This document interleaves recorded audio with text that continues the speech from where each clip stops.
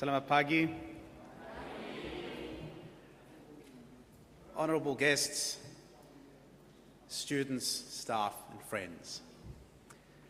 Thank you for welcoming Australia to this conference. We're here 60 years late, but better late than never. It may seem strange to have an Australian representation at a conference that is dedicated to Africa-Asia cooperation.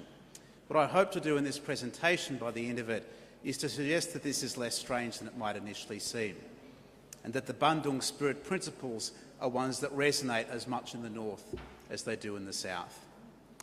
There are two themes that I want to speak to today. The first of those is the theme of history, of the need for us to properly understand the long march to Bandung, and the second is the theme of hybridity, the hybrid foundations of the current global order and what they mean for its future development. Next. First image that I want to show you here is an image from Paris 1920, and it's the second meeting of the Pan-African Congress, convened by, among others, the famous sociologist W.E.B. Du Bois. Now, the significance of this meeting is not that it is the first challenge to Western colonialism. In fact, the first Pan-African meeting was in 1900, and the previous Pan-African Congress before that, the African Association, was founded as early as 1885. What I want to talk about today is the protracted nature of the struggle against colonialism and what it means for understanding the true significance of Bandung, the long march to Bandung and beyond. But before I do that, I want to speak to three false stories that dominate a lot of thinking about where the world is heading at the moment. Next.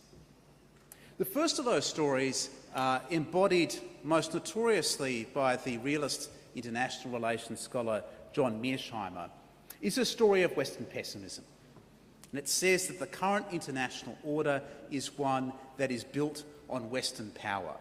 That as Western power, and particularly United States power, declines, that we are likely to see a decline in stability with the rise of China and much greater violence and contestation in the international system. Okay, that's story number one. Story number two, offsetting Western pessimism, is, if you like, an Eastern triumphalism that says, yes, the current order is one that is distinctly Western, and that as African and Asian powers rise, and I'm thinking here scholars like Kishore Mahbubani, that there will be a radical challenge that will overthrow the current order and place a very different one in its place. And the third, which I'd identify with John Eikenberry most obviously, is a story of liberal complacency. And it says, yes, the current international order was sponsored and originated by the West, and again, most particularly the United States, but that this is an order that somehow serves the interests of all, that it is one that is hard to overturn and easy to join, and that even as Western powers decline and Afro-Asian powers rise, that this order will remain fundamentally stable. And what I want to suggest is that all three of these narratives, however superficially persuasive they might seem, are fundamentally wrong. And they are wrong because they overlook the inherently hybrid foundations of the current international order.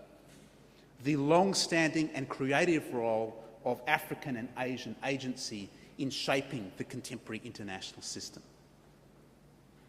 Next slide, please. What I want to suggest is that there are three historical misunderstandings that distort a lot of our understanding of contemporary global politics.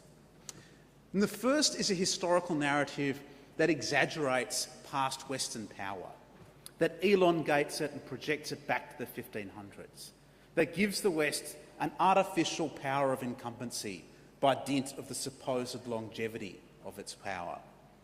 The second is a tendency to forget past Afro-Asian resistance to Western dominance, a tendency, if you like, to see Bandung as a beginning rather than in many senses a culmination of earlier parts of the anti-colonial struggle.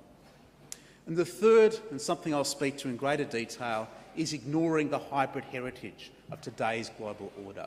And here I'll be drawing very heavily on Professor Acharya's pioneering work on the role of local Afro-Asian agency in shaping the contemporary world.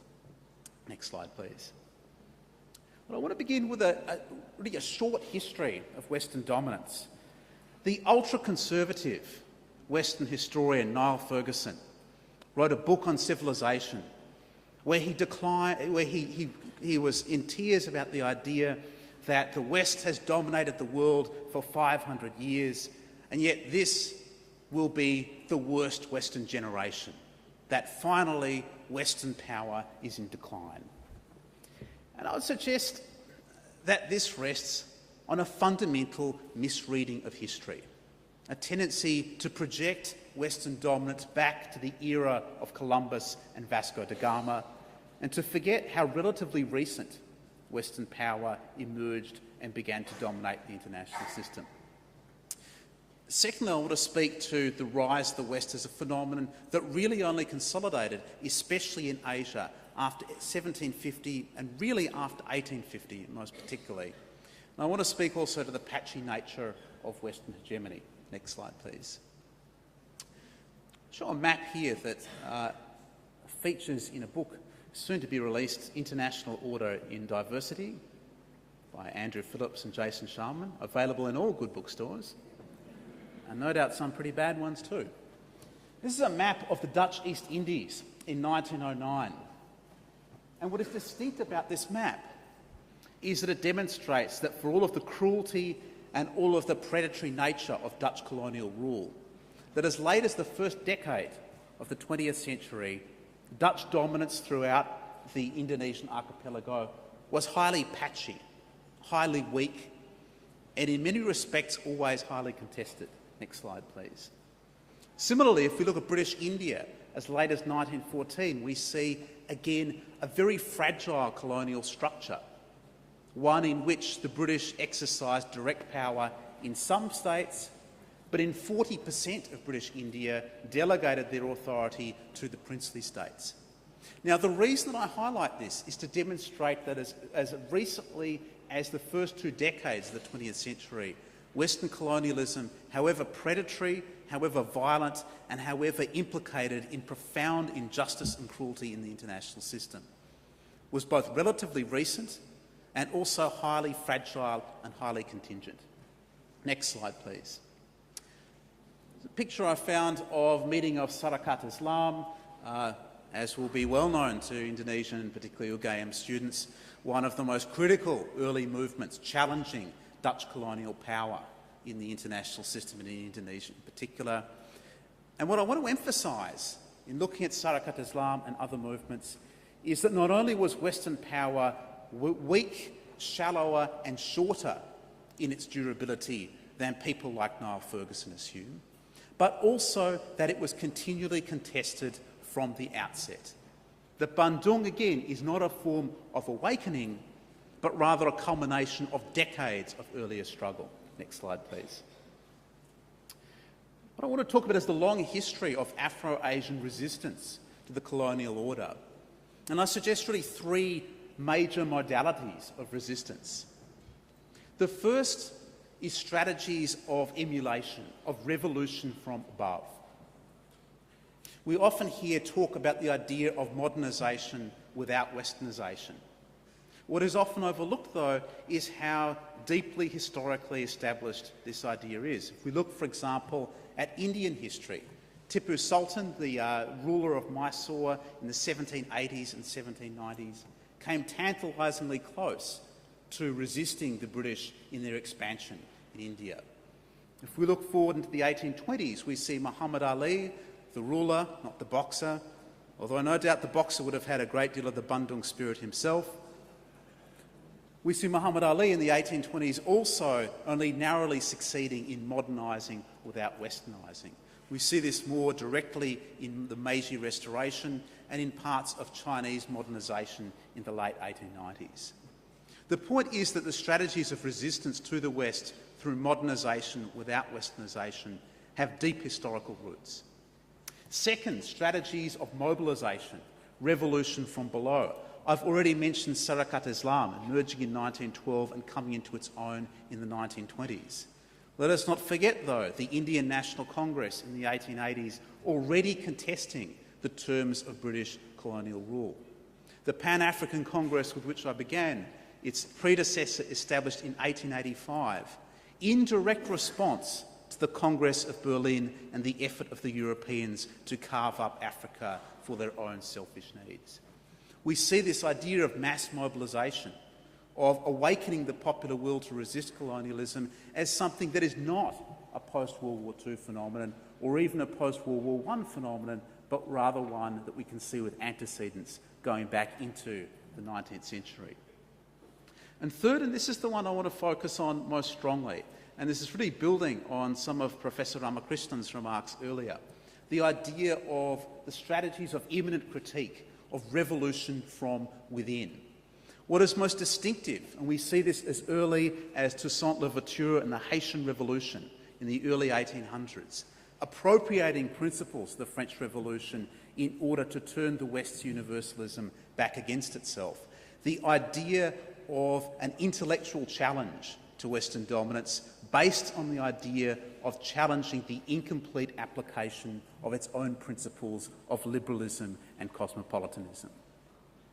The reason that I focus on the deep history of these strategies of resistance is to really draw our attention to a very different story about the evolution of international order, as one that is not a product of the West's so-called 5 centuries of dominance, but one in which Western dominance came late, in which Afro-Asian resistance was consistent, sustained and meaningful, and which led, next slide, to a very hybrid heritage of today's world order. We see here President Kennedy and President Sukarno sitting side by side. I hate to think of the idea of the kind of children they would have had if it were biologically possible, but I think it captures some of the hybridity of the contemporary order. Next slide, please. Afro-Asian struggles have been central to the making of today's global order, and they have been in 3 distinct domains. The first is the struggle for rights and dignity. And here I'm speaking again to themes that Professor Ramakrishnan has already spoken and that were already foregrounded in Professor Acharya's talk. There is a dangerous myth that the discourse of human rights is one that is indigenous to the West, that it is spread out and been imposed on others. If we look, though, to the very early years of the United Nations, if we look to one of the first debates in the United Nations, led by Indian representatives, prior, indeed, to the emergence of India as an independent state, this was a debate about the emerging apartheid regime in South Africa and its illegitimacy and violation of norms of human rights. India and other post-colonial states were centrally involved in articulating the principles behind the Universal Declaration of Human Rights. Second, the idea of the struggle for development. It is taken for granted for the past 70 years that multilateral institutions like the International Monetary Fund, like the World Bank, should be dedicated to the idea of helping poorer countries to develop. This was a phenomenon, a set of principles, as the scholar Eric Heliner has recently demonstrated, that was driven very heavily by Latin American countries. This was not a concession that was granted willingly by a beneficent West. It was a principle that was fought over and that Raul Prebisch and others succeeded in embedding in the international architecture that emerged after World War II. And third, in the struggle for peace and security, ideas of being able to secure the world without the need for entangling alliances, again as Professor Acharya's work has pioneeringly demonstrated, were articulated by Southeast Asian states, critically in the decade after World War II. If we take a principle as important to the global order as human security, of ideas of the responsibility to protect, we cannot understand the emergence and success of these principles without acknowledging the pioneering role of people like Francis Deng and the role of African states in putting these ideas and ideas into the international agenda. Next slide, please. So what is the purpose of my revisionist history of the evolution of the international order? I've talked about the idea of the importance of getting the history right. I've also talked about the idea of looking at the Long March to Bandung as a protracted historical process in which African and Asian actors fighting, certainly from a position of subordination, have been profoundly influential in shaping the world order. But what are the three themes today that we can take from this history of the evolution of the international system? The first is the importance, indeed, the centrality of ideas in driving change in international politics. If we look at the 60th anniversary of Bandung, we can say that perhaps colonialism would have eventually collapsed under the weight of its own contradictions. But that process occurred faster and arguably in a lot less bloody fashion as a result of the actions of people articulating ideas at the Africa-Asia Conference. Ideas are not peripheral to global politics, they are central. Similarly, secondly, the role of resistance and order in world politics. There is a tendency in some of the literature when we're talking about North-South relations to only focus on the antagonisms and, admittedly, the important and mighty antagonisms that have characterised that divide. But there has also been, and again as Professor Ramakrishnan in his discussion of Cosmopolitan has talked about this, there has also been dialogue and there has been productive progress as a result of these struggles in the domain of human rights, in the domain of development and in the domain of human security. And third, and this is the note that I want to close on, the importance of idealism and the role of us as knowledge producers in world politics. The two themes that I've focused on in this presentation are the history of global order and the hybrid character of its current foundations. But the third theme that I want to focus on, and this is picking up directly off a theme that Pak Mokhtar has introduced, this is the theme of hope. What is the basis for us to have hope that we're evolving towards a more just and equitable world order? And I would suggest that a key element of the agenda of hope is the need to shift towards, as Professor Amitav Acharya has anticipated, a more genuinely global international relations. What we do in this room as students and scholars of global politics is fundamentally important in shaping how decision makers think about the world, how it has evolved, and what possibilities for progressive social change exist within the international system.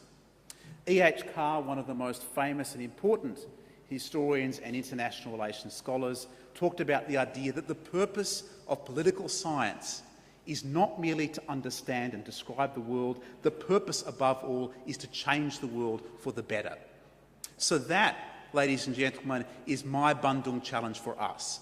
How do we work together as Western and non-Western scholars, as students and teachers of international politics, to articulate a genuinely global international relations, one that acknowledges the historical foundations of the international system as being the product of many voices, and one that fearlessly anticipates and tries to imagine a better world. And in that struggle, we stand with you fully in solidarity.